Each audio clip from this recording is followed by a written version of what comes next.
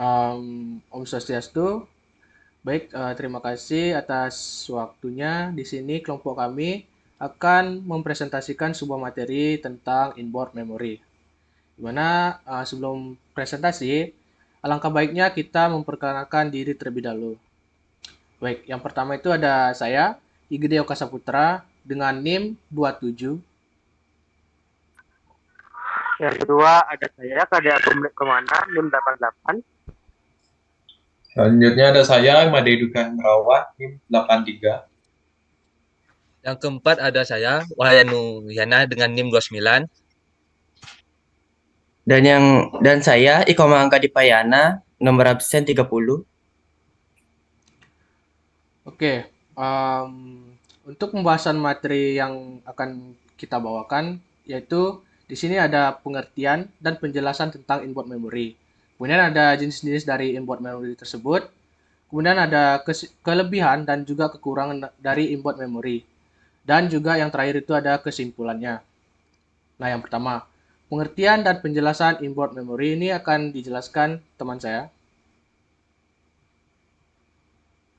Baik, terima kasih Oke. Saya lanjutkan pengertian dari dan penjelasan inboard memory. Pengertian tentang inboard memory dalam konsep komputer merujuk pada jenis memori yang terletak di dalam perangkat keras komputer itu sendiri.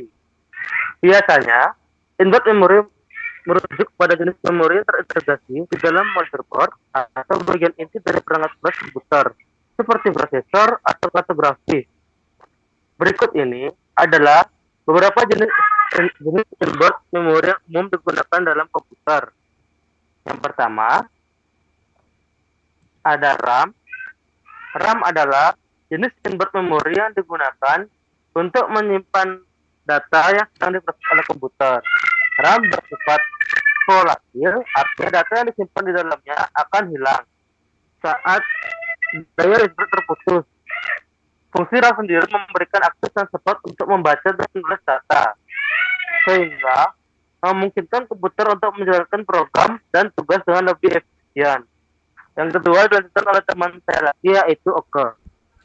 Yang kedua ada change memory. Change memory ini adalah jenis memori yang digunakan untuk menyimpan data yang sering diakses oleh prosesor komputer.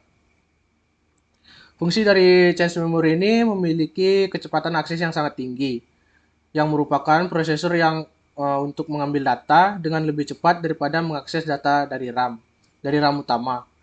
Cache memory ini umumnya terbagi menjadi beberapa tingkatan, di mana yaitu seperti level 1, level 2, dan level 3.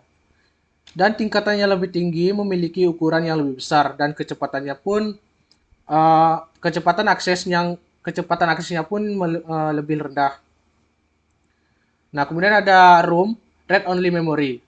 Read Only Memory ini adalah jenis input memory yang berisi instruksi atau data yang disimpan secara permanen dan tidak dapat diubah. ROM ini berfungsi digunakan untuk menyimpan firmware dan BIOS atau Basic Input Output System komputer. Nah, isi dari ROM ini tidak akan hilang saat daya listrik komputer terputus. ROM biasanya tidak dapat ditulis ulang oleh pengguna, meskipun ada beberapa jenis ROM yang dapat dihapus dan ditulis ulang. Misalnya seperti EEPROM dan Flash ROM. Kemudian di sini ada VRAM. VRAM ini akan dijelaskan teman saya, Wayan.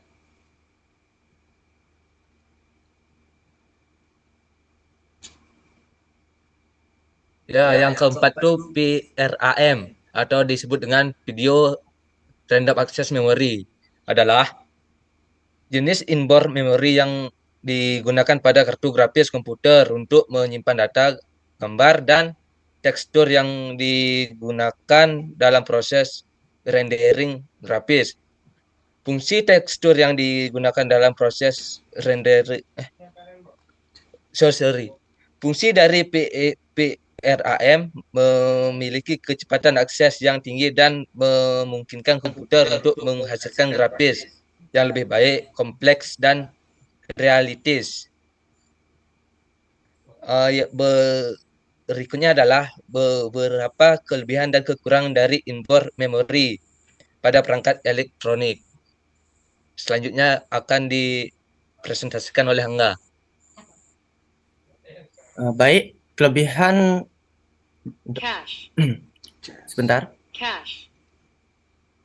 Baik, berikut adalah beberapa kelebihan dan kekurangan dari inboard memory.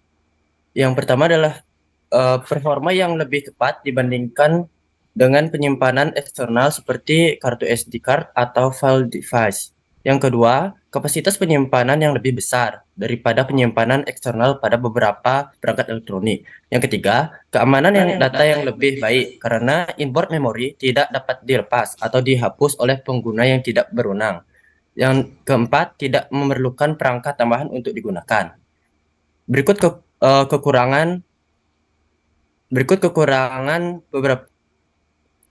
kekurangan dari inboard memory. Yang pertama, itu kapasitas penyimpanan terbatas pada beberapa perangkat elektronik dan tidak dapat diperluas. Yang kedua, jika inboard memory rusak, data yang disimpan di dalamnya dapat hilang secara permanen. Dan ketiga, biaya untuk mengupgrade dan perbarui inboard memory dapat lebih mahal daripada membeli penyimpanan eksternal. Dan yang terakhir, pada beberapa perangkat elektronik, inboard memory tidak dapat dihapus atau diganti. Baik, selanjutnya akan dilanjutkan oleh teman saya, Dwika. Selanjutnya saya akan membacakan kesimpulan dari presentasi. Inboard memory berfungsi sebagai otak perangkat tersebut dan memungkinkan perangkat untuk beroperasi dan menyimpan informasi bahkan ketika tidak ada koneksi internet atau penyimpanan eksternal. Penting untuk memperhatikan kapasitas dan jenis inboard memory yang digunakan pada perangkat elektronik agar dapat memaksimalkan kinerja dan penyimpanan data. Selain 4 jenis inboard memory tadi, masih ada beberapa jenis memori lainnya yang dapat terintegrasi di dalam komputer, tergantung pada perangkat keras spesifik dan kebutuhan pengguna. Penting untuk memahami peran dan karakteristik dari setiap jenis inboard memory agar dapat mengoptimalkan kinerja sistem komputer. Sekian presentasi dari kelompok kami. Mohon maaf jika ada kesalahan kata atau kekurangan materi. Kami tutup dengan terima kasih. Terima kasih.